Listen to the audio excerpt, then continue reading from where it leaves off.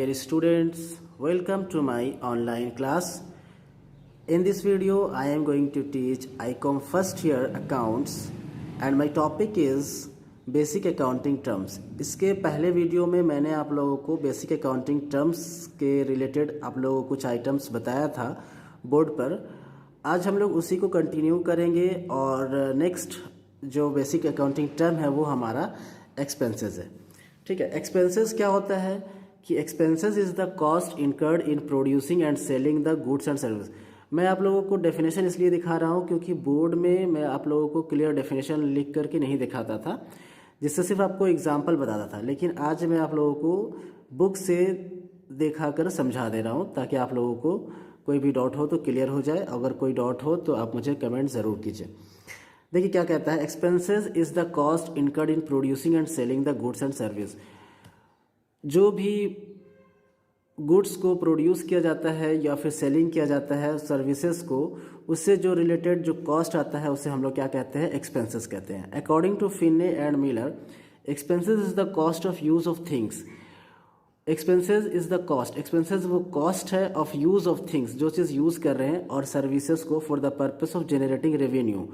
ठीक है, following are included in the terms of expenses. ये जो है तीन टर्म्स एक्सपेंसेस में आता है।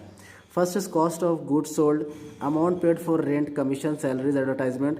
अमाउंट जो पेड कर रहे हैं रेंट का, कमीशन के लिए, सैलरी के लिए, एडवर्टाइजमेंट के लिए, ये सब क्या चीज़ में आता है, एक्सपेंसेस में आता है। ठीक है, decline in the value of an assets caused by use of such assets for business purpose और डेप्रिसिएशन इज ऑल्सो एक्सपेंसेस। ये जो डेप्रिसिएशन है बिजनेस का, ये भी किस में आता है, एक्सपेंसेस में आता है। नेक्स्ट आता है हमारा income. Income is different from revenue. Income जो है वो रेवेन्यू से डिफरेंट है। Amount received from sale of goods it's called revenue. Amount जो रिसीव्ड करते हैं सामान को बेचने से वो कहलाता है revenue. And the cost of goods sold is called expenses. और जो कॉस्ट ऑफ गुड्स सोल्ड होता है उसे कहते हैं expenses. Surplus of revenue over expenses is called income.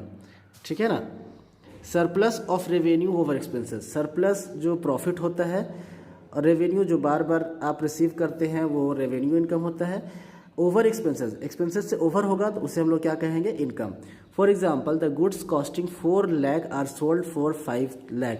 4 lakh का सामान आप 5 लाख में बेचते हैं। The sale amounting 5 lakh is the revenue. तो जो 5 लाख अमाउंटिंग है वो रेवेन्यू है। Next, the cost amounting 4 lakh is expenses and the difference between the to, जो 5 लाख और 4 लाख का जो डिफरेंस है 1 लाख, वो हमारा इनकम हो जाएगा। It can thus be expressed as, इसको हम लोग कैसे एक्सप्रेस करेंगे, income is equal to revenue minus expenses. Revenue में से एक्सपेंसेस को माइनस कर लेंगे तो इनकम आ जाएगा। नेक्स्ट आता है profit.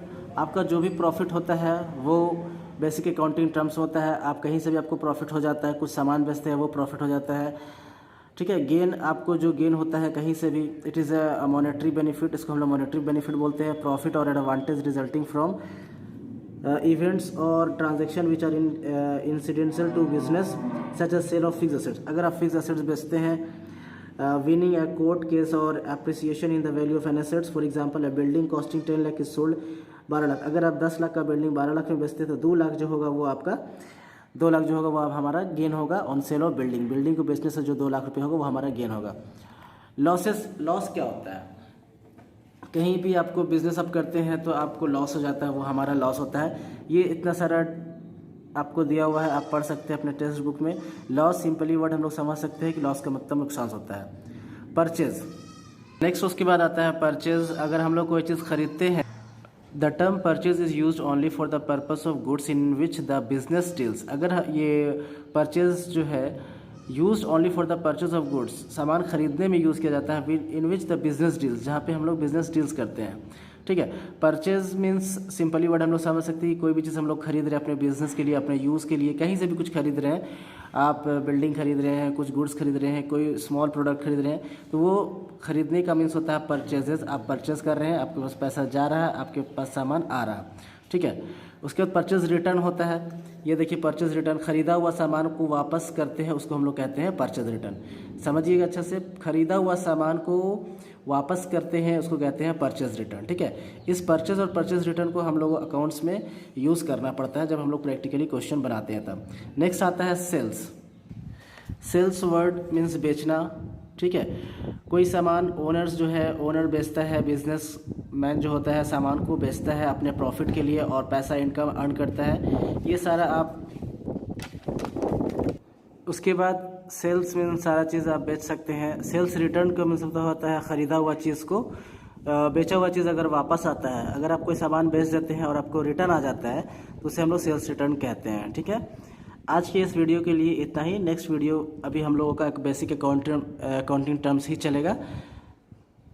Thank you all of you.